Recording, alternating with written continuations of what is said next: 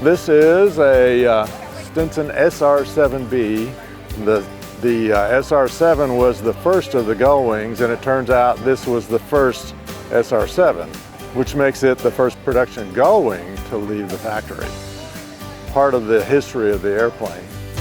When it left the factory, it was painted in a standard Stinson blue and white paint job, like you see there with the red pinstripes. The first owner was Air Services Company, and they flew it for 2 years and sold it to Pepsi-Cola, and all Pepsi had to do was put their advertising artwork on it to turn it into the Pepsi-Cola airplane. The most famous picture of the airplane is that, and so we decided to restore it to that. Eventually it became a derelict, and it was a derelict basket case for almost 60 years before we bought it, and now it's back. When we bought it, we knew it was the Pepsi-Cola airplane.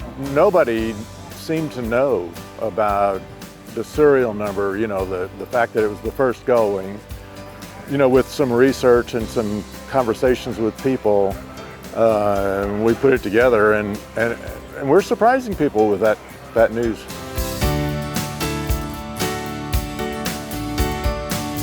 You know, we knew it was going to be a beautiful airplane because Rare Aircraft built it for us. And that's all they do is beautiful airplanes. The number one big challenge was that our house is 1,000 miles from their shop. As often as we could, we'd drive up and spend 3 or 4 days helping. Technically, there were repairs that had been done on the airplane incorrectly that caused huge amounts of rework that they had to undo. The tail had been replaced at crooked. They had to cut it off and put it back on. There were repairs, structural repairs up in the front end of the airplane that were done incorrectly. They had to rebuild a lot of that stuff.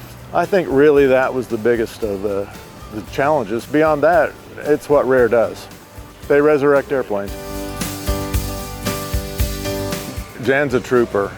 It's been a team thing. She helped load the airplane in. She helped us put it in the hangar. She's helped do all of it, and when it came time to take it to Rare, it was her that said, okay, let's go do it. It's a thrill for me, and I'm sure that thrill will wear off, but right now, you know, we have 8 hours on the airplane, total time since restoration. I did get to fly some on the photo mission. That's the only flying I've done in it, and it's a very sweet flying airplane.